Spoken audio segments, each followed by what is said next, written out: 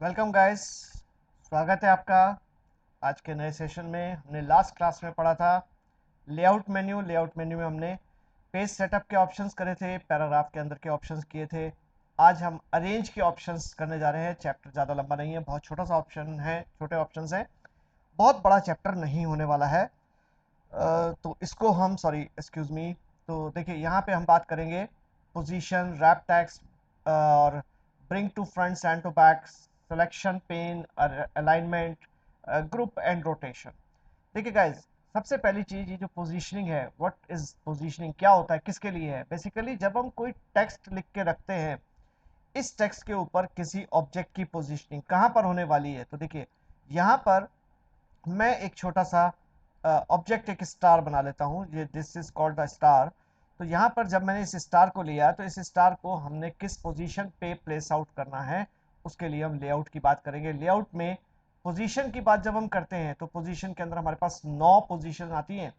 किसी भी सेल या किसी भी पेज के ऊपर जब हम पोजीशन की बात करते हैं तो 9 पोजीशन का मतलब होता है 9। 9 मतलब नो मतलब नो नहीं, 9।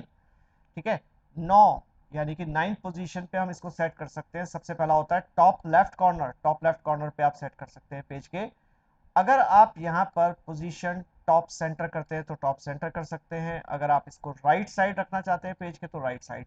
तो देखिएगा, जैसे टॉप में हमारे पास 3 पोजीशन थी, बिल्कुल सिमिलरली पेज के मिडिल में भी 3 पोजीशन है। मिडिल लेफ्ट, देखिए ये पेज के मिडिल लेफ्ट में आ गया, मिडिल सेंटर आ गया और मिडिल और राइट आ गया। ठीक है, और इसी तरीके से पेज के बॉटम में भी, लेफ्ट में भी हो सकते हैं हम, पेज के बॉटम में, सेंटर में या राइट में भी हम जा सकते हैं।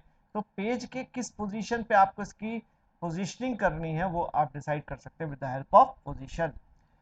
Secondly we have wrap option.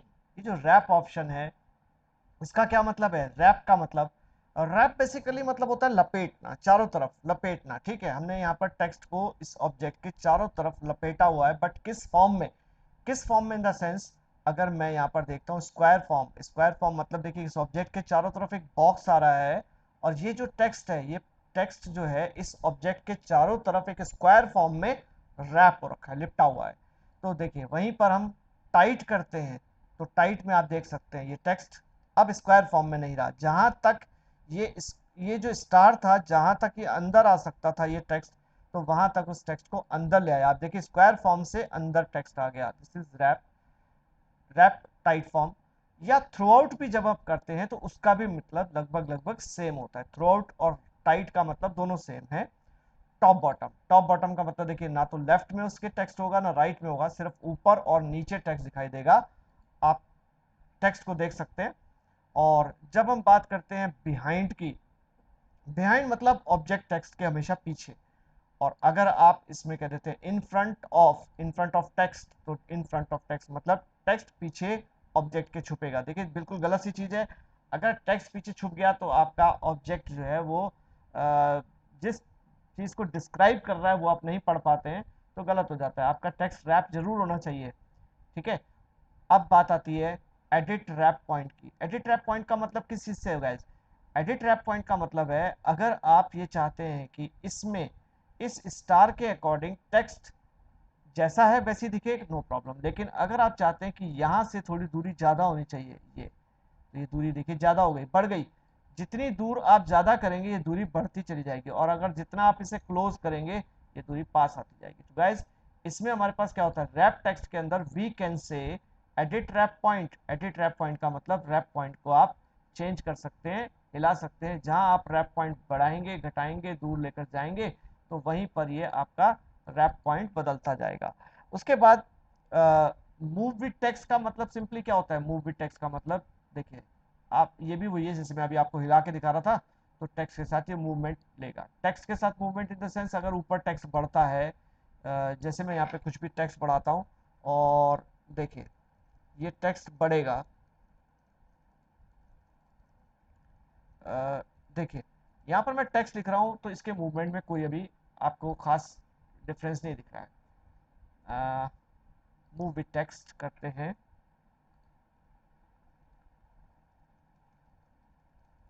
देखिए यहाँ पर आप देखेंगे मूव विथ टेक्स्ट ऑप्शन हमने ऑन कर दिया था। देखिए पेज पे फिक्स पोजीशन शायद सेट हो रखा है, एक मिनट हम देखते हैं। फिक्स पोजीशन ऑन पेज तो नहीं है, नहीं होना चाहिए।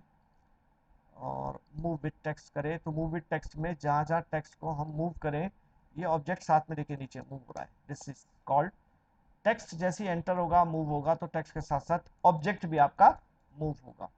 और अगर हम बोल देते हैं टेक्स्ट की पोजीशन फिक्स होगी, टेक्स्ट सॉरी ऑब्जेक्ट की पोजीशन फिक्स हो जाएगी, टेक्स्ट मूव करता है तो करता रहे, नो प्रॉब्लम। बट देखिए आप देखिए यहाँ पर जब मैं एंटर प्रेस कर रहा हूँ तो सिर्फ टेक्स्ट मूव हो रहा है, ऑब्जेक्ट अपनी जगह से मूवमेंट नहीं करेगा। तो this is called move with text. ठीक है गाइस, ये हो गया। अब उसके बाद मोर लेआउट ऑप्शन की बात आएंगी तो अंदर आपको वही सारे ऑप्शन मिलेंगे, square, tight, throw out, top, bottom, ये सब चीजें आपको पहले की तरह ही दिखाई देंगी। उसके बाद गाइस हम अब बात करेंगे दो या दो से ज्यादा ऑब्जेक्ट के लिए। दो या दो से ज्यादा ऑब्जेक्ट में हम क्या चीज कह सकते हैं? देखिए जब हम बात करते हैं दो या दो से ज्यादा ऑब्जेक्ट की, जिसमें bring to front, send to back जैसी चीजें आती हैं, तो मैं इसके लिए अपने टेक्स्ट को थोड़ा सा कम कर रहा हूं। मैं पेज के ऊपर कुछ ऑब्जेक्ट रखना चाहता हूं और उनके साथ डील करेंगे। देखिए ये तो एक पैराग्राफ है, इसको रख रहने दीजिए। यहाँ पर आपके पास देखिए सपोज करो मैंने डिजाइन में सॉरी इंसर्ट में मैंने एक शेप बनाई, जिसको मैंने वही स्टार का शेप को क्रिएट कर दिया। उसके बाद इसका कलर सेट करना है तो मैंने इसको रेड कलर में रख दिया। दूसरी शेप मैंने यहाँ पर कोई एरो क्रिएट किया, थोड़ा लंबा लिया एरो को, बड़ा एरो लिया, और इसका कलर मैंने सेट कर दिया समथिंग ग्रीनिश। ठीक है, और इसको यहाँ रख दिया। और तीसरा ऑब्जेक्ट मैंने एक और रेक्टेंगल लिया, लंबाई में थोड़ा ज़्यादा किया, और इसका कलर हमने सेट कर दिया ब्लू। और ऐसे तो देखिए तीन डिफरेंट ऑब्जेक्ट हमारे को स्क्रीन के ऊपर दिखाई दे रहे हैं, और जिसमें सबसे ऊपर आपका इस समय ब्लू कलर वाला ऑब्जेक्ट यानी कि रेक्टेंगल है, उसके पीछे एरो है और उसके पीछे स्टार है। तो गाइस सबसे पहली चीज हमारे पास आता है ब्रिंग फॉरवर्ड। ब्रिंग फॉरवर्ड का मतलब किस चीज से है? जो चीज पीछे है अगर मैं उसे ब्रिंग फॉरवर्ड करता हूं, एक स्टेप आगे आएगा। देखिए ये देखिए एरो से ऊपर स्टार आ गया, दैट मीन्स मैंने इसे ब्रिंग फॉरवर्ड किया। और अगर मैं इसे बोलता हूँ सेंड बैकवर्ड, तो सेंड बैकवर्ड का मतलब होता है पीछे चला गया। सेंड बैकवर्ड मतलब मैंने इसको पीछे ले गया। तो this is called bring forward, send backward. अगर मैं इसी ऑप्शन को बोलता हूँ ब्रिंग टू फ्रंट, तो सबसे आगे आ जाएगा। सबसे आगे आने के बाद देखिए टेक्स्ट, ये स्टार आपको सबसे टॉप में दिख रहा है। और अगर मैं इसे बोलता हूँ सेंड टू बैक, तो सबसे पीछे चला जाता है। तो this is what, this is bring to front, send to back. अगर यहीं पर यही बात टेक्स्ट वाली होती, तो देखिए टेक्स्ट में अभी हम रैप में भी करके आ रहे हैं ऑप्शंस को। अगर मैं यहाँ पे बोलता हूँ सेंड बिहाइंड टेक्स्ट, तो टेक्स्ट के पीछे जाना और टेक्स्ट से आगे टेक्स्ट ऑब्जेक्ट को लेकर आना, ये कहलाता है। उसके बाद हमारे पास ऑप्शन आता है सिलेक्शन पेन। सिलेक्शन पेन को भी हमने होम मेन्यू के अंदर किया था, सिलेक्शन पेन हम कर चुके हैं ऑलरेडी। बट यहाँ पर हम क्या बात करेंगे? देखिए सिलेक्शन पेन में यहाँ पर ऑब्जेक्ट को हाइड कर सकते हैं या शो कर सकते हैं, हाइड ऑल कर सकते हैं या शो ऑल कर सकते हैं। तो ये ऑप्शन हमारे पास सिलेक्शन पेन के अंदर होते हैं। उसके बाद गाइज हमारे पास आता है लेआउट मेन्यू के अंदर ही।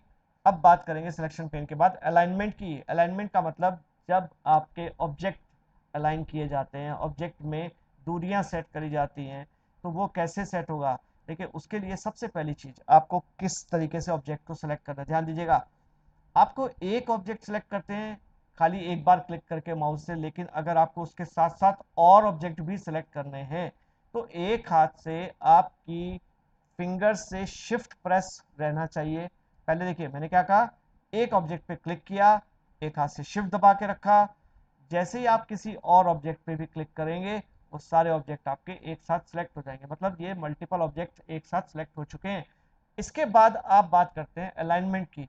तो देखिए अलाइनमेंट को करने से पहले मैं आपको एक चीज बहुत इंपॉर्टेंट बताना चाहूंगा। अलाइन ऑप्शन के अंदर ही जो चीज थोड़ी नीचे सेट की गई है, शायद मेरे हिसाब से ऊपर करनी चाहिए थी, लेकिन यहाँ पर नीचे है, कोई दिक्कत नहीं है। अलाइनमेंट ऑप्शन के अंदर हमारे पास तीन बातें आती हैं, align to page, align to margin, align selected object. Selected object का मतलब मैंने इस समय तीन ऑब्जेक्ट को सिलेक्ट किया हुआ है और तीनों ऑब्जेक्ट आपस में अलाइन होने चाहिए। देखिए गौर कीजिएगा, जब मैं लेफ्ट अलाइन करता हूं तो तीनों ऑब्जेक्ट आपस में अलाइन हुए, लेफ्ट में, सेंटर में या राइट साइड। इसी तरीके से टॉप में तो तीनों का टॉप बिल्कुल एक बराबर होता है, तीनों का टॉप इसी तरीके से देखिए टॉप हो रहा है। देखिए आपको ऐसा लग रहा होगा एरो ये ऐसा है, बट अगर मैं इस सिचुएशन पे तीनों को सिलेक्ट करता हूँ तो और टॉप करता हूँ तो टॉप आपको पता लग रहा होगा, देखो एरो का टॉप ये है, स्टार का टॉप ये और रेक्टेंगल का टॉप ये है। इसी तरीके से अगर हम टॉप मिडिल कर देते हैं, इसी तरीके से हम बॉटम सेट करना चाहते हैं तो अलाइन बॉटम कर सकते हैं। तो ये सब तरफ हम सेट कर सकते हैं अलाइनमेंट। उसके बाद हम बात करते हैं डिस्ट्रीब्यूट हॉरिजॉन्टली वर्टिकली की। लेकिन इससे पहले मैं आपको ये चीज क्लियर कर दूं। अगर आप अलाइन सेलेक्टेड ऑब्जेक्ट आपस में कर रहे थे तो तीन ऑब्जेक्ट आपस में अलाइन हो रहे थे, लेकिन अलाइन टू मार्जिन की बात करता हूं और अब अगर मैंने लेफ्ट कर दिया तो क्या होगा, लेफ्ट करते ही ये जो पेज का अलाइनमेंट यहाँ पर मार्जिन होता है जहां से आपका राइटिंग शुरू होती है उस जगह पर आकर अलाइन हो जाएंगे। और अगर मैंने इसे राइट अलाइन कर दिया तो पेज के इस साइड के राइट मार्जिन पे जाके तीनों सेट हो जाएंगे। इसी तरीके से अगर मैंने अलाइन टू पेज कर दिया, पेज का जो कोना होता है वो क्या होता है, वो बिल्कुल ये लेफ्ट कॉर्नर है जहां पर आप लेफ्ट में सेट कर सकते हैं पेज को, राइट में सेट कर सॉरी सेंटर की जगह राइट कर सकते हैं, लेफ्ट कर सकते हैं, कहीं पे भी आप सेट कर सकते हैं पेज के। तो ध्यान दीजिएगा तीन ऑप्शन मैंने बताया आपको, align to page, align to margin और align to selected object. Selected object में आपस में होते हैं, अलाइन टू मार्जिन मार्जिन पे और अलाइन टू पेज पेज के लेफ्ट में जाके सेट करता है। ये तीन ऑप्शन आपके इस तरीके से चलेंगे। उसके बाद गाइज हम बात करते हैं अब डिस्ट्रीब्यूट हॉरिजॉन्टली एंड वर्टिकली। इस चीज का यूज हम कब और कैसे कर सकते हैं, देखिए ध्यान दीजिएगा। एक ऑब्जेक्ट आपका यहाँ पड़ा है, दूसरा ऑब्जेक्ट उससे थोड़ी दूर इतनी दूरी पे पड़ा है, तीसरा ऑब्जेक्ट आपका और दूर पड़ा है। तो आप एक चीज गौर कर सकते हैं, देखिए अगर मैं इसको छोटा भी कर देता हूँ तो इनके बीच की जो दूरी है, देखिए अगर आप इनकी दूरी को देखें तो ये दूरी बहुत कम है और ये दूरी बहुत ज्यादा है। तो जब हम अलाइनमेंट के ऑप्शन के अंदर डिस्ट्रीब्यूट हॉरिजॉन्टली करते हैं तो हॉरिजॉन्टली में दूरी बराबर हो जाती है।